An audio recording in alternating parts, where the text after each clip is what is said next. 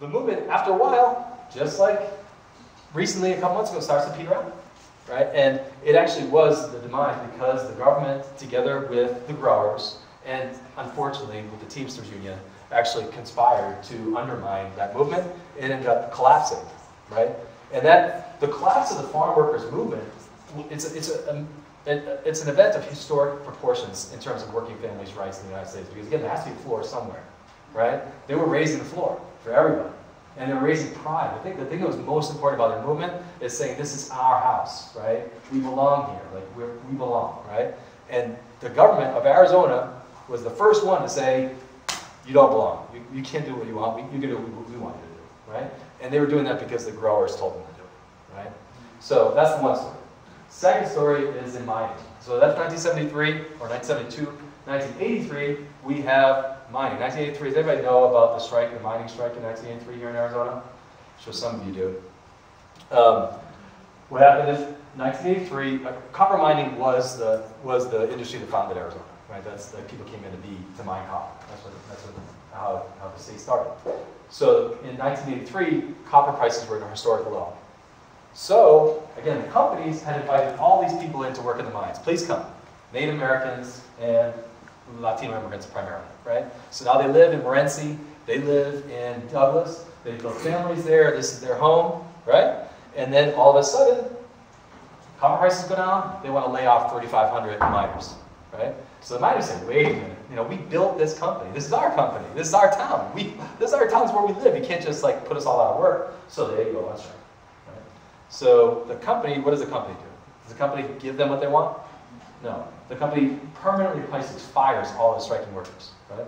Now, did the government help? No, because Ronald Reagan 3 years before had also fired striking air traffic controllers, right? Now again, when Ronald Reagan did that, that was the first time it ever been done in the United States. In most developed countries, that's illegal. You can't fire striking workers permanently. Like once the strike's over, you have to let them come back to work. Only in the United States you do that. Right? And again, this is 1983. Those two events are generally thought of as the end of the labor movement in the United States, right? Those two events.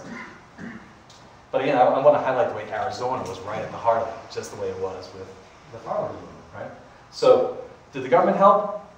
No, right? They surveilled, like they had like special agencies surveilling the strikers, and they actually passed laws to make, and injunctions to limit picketing and things like that around the mines, right? But finally, this is the part, I still can't believe when I read it. I wasn't here, but I read about it. They sent in 325 National Guard troops, 400 state troopers, and tanks and helicopters to break the strike by force. I guess they called it Operation Golden Nugget, because they were going to break the strike. And they were going to, again, this is what they're saying, is you cannot, we are the company, right? We are the bosses. We own this place, right? You guys will do what we say, or we will crush you. Now, I'm sorry, this might be a little bit heavier than what, because I know that sometimes, like, it's dangerous to talk about this stuff, right? Because funders often are funded by corporate sources, right? And so I know that probably KBT is, right? And so, like, at a certain point, corporations don't want to hear this stuff. They're really upset about it. And so I get in a lot of trouble if we're trying to raise money and then do this stuff. But anyway, it's really important. I think it's really important for people to know, because this is it's not a question of we need to lift each other out of poverty. We need to get the foot off our necks, right? There's a foot on our necks. We need to get it off, right? And so, I just can't even believe it. And I can tell you, those two events, the farm workers events and the miners, that really is why we don't have unions in Arizona. It's not because of right to work. It's because that broke people's spirits. I was organizing this hotel, the Wyndham Hotel across the street. I was trying to reorganize the union when I first moved here. And there was a cook, make $8 an hour, supporting a family at $8 an hour. I've been there for maybe $9. I've been there for 15 years, right? And I'm trying to get him to join the union, right? And say, hey, look, we're going to try to build a committee, we're going to reorganize this place, fight for better rights. And he wanted to join, and he signed the card. He said, yes, I want to be part of this. And it wasn't just about signing the card, it was about joining the group, right? Let's do this. And when I got home, but the thing he said, he couldn't get past the fact that he was from Douglas, right? And his family was part of that strike, and the strike that was brutally suppressed. Right? After the union had gone and promised that things are going to get better. Like, that was his story, right?